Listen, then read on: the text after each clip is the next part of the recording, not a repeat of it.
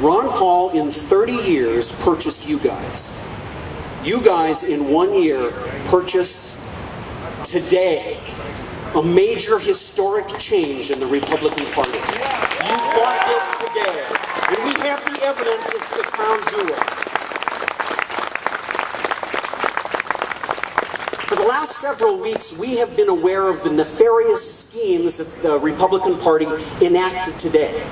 And we have been struggling through parliamentary means, through every possible strategic struggle, through every, we had all contingency plans for this and that. How are they going to do this? How are we going to stop this, the other thing, that? And I told you last night, there's some kinds of cheating you cannot fix with parliamentary procedure, because they simply hold a gun at your head and dare you to fight.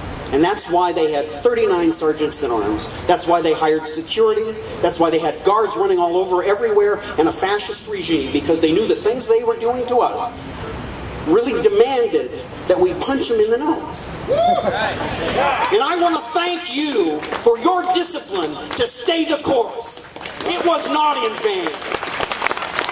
What we accomplished today will never be changed. And you don't even know what it is yet. It's called a petition for declaratory... What's the last word? Judgment? A petition for declaratory relief. Now, isn't that what you were going for? Yeah. I'm sure you woke up every day and said, what we really need around here is a petition for declaratory... I can't even say it. Declaratory relief. Well, let me tell you what the deal was. As we were doing all of this strategy and contingency planning and struggling with the rules and reading potential rules and reading past rules from conventions back to 1996 from presidential elections and thinking, what are they going to do? What can we do? What if we do this and that? We're playing chess in the back room. We're reading all the stuff as it comes out of the executive board. We're reading between the lines as the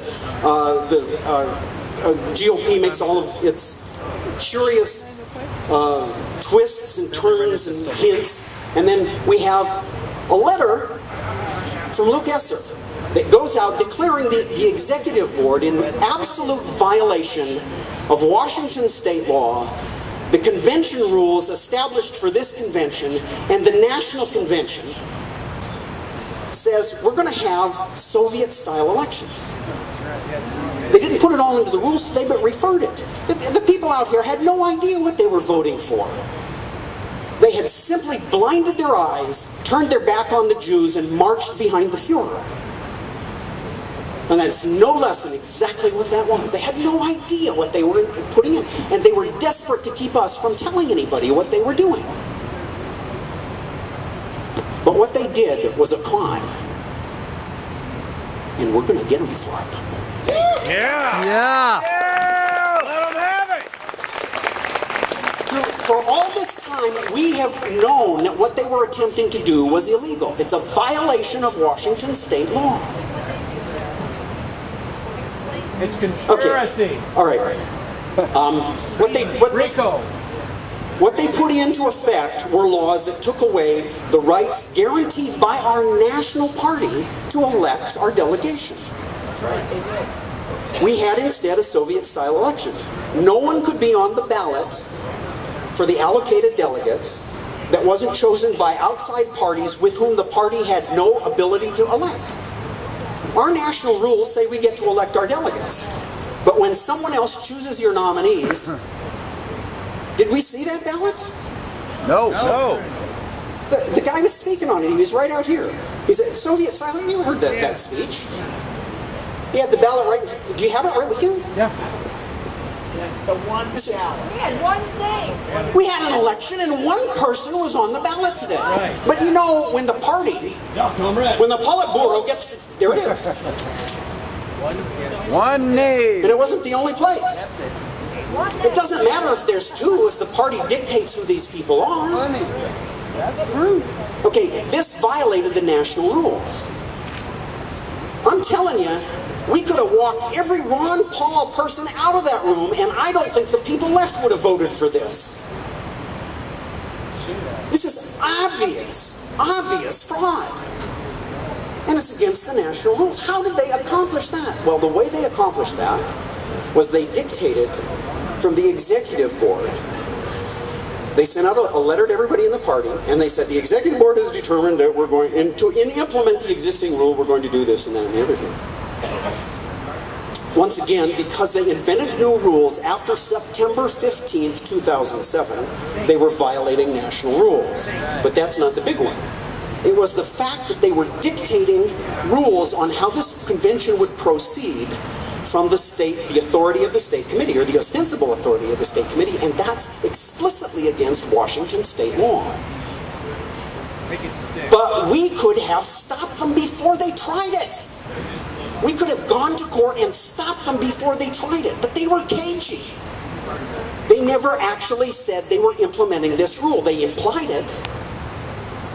They put it in that letter. They said the executive board has passed a resolution. Well, that's just a resolution. They didn't say it was a rule. It was just a resolution. So everyone read, oh, it's a new rule. They acted as if it was a rule. They began to control who could be on the ballot based on the new rule. Even in conversations with the state party, they called it a rule, but they didn't put it on paper. And we couldn't prove that they were instituting a rule. If they had, we could have had an injunction preventing it here. We were looking for it. We spent hours looking for this. Nobody has been, they've been acting like this for 30 years and no one has been able to push them to the point where they had to actually admit what they were doing. Until today. You did it. The court case they put up on that projector screen, is from a California case. It has nothing to do with the issue before this convention. It is absolutely inapplicable. They had no court case. They pulled some language out of context. We've read the case. We know what this is. But when they did that, they openly admitted that they were breaking Washington state law. We shoved them into a corner. That's right, they did. Now you know how they were so damn Matthew, can we read what you've got? I mean, can we see it on the projector? got some of it. We have a projection screen around here, which is 2 Ron Paul billboards, turned backwards. Ladies and gentlemen, it does not matter whether we win this case or lose this case. It does not matter. We will have changed Washington state politics forever. And we went through a scenario today, because we've been going through scenario after scenario after scenario. Every possible outcome. Dr. Neff, by the way, is a former competitive champion chess player. And, well, he's taxed my mind, I'll tell you. We have to think everything through to the nth degree. Well, what if this, what if that, what if the other thing? And Matthew is an extremely meticulous attorney. Once and for all, we're going to settle the issues this party has been twisting for 30 years.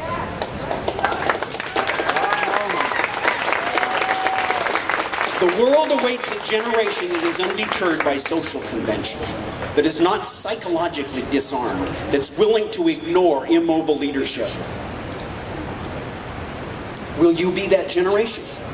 Yes! Is this the beginning of the revolution? Yes! Will you restore our once great nation? Yes! Will you set aside some of your time, a couple of days every year, on an ongoing basis, to multiply the revolution? Yes! Will you restore the Constitution? Yes! Will you be that generation? Yes! Is this the beginning of the revolution? Yes! You ain't seen nothing yet.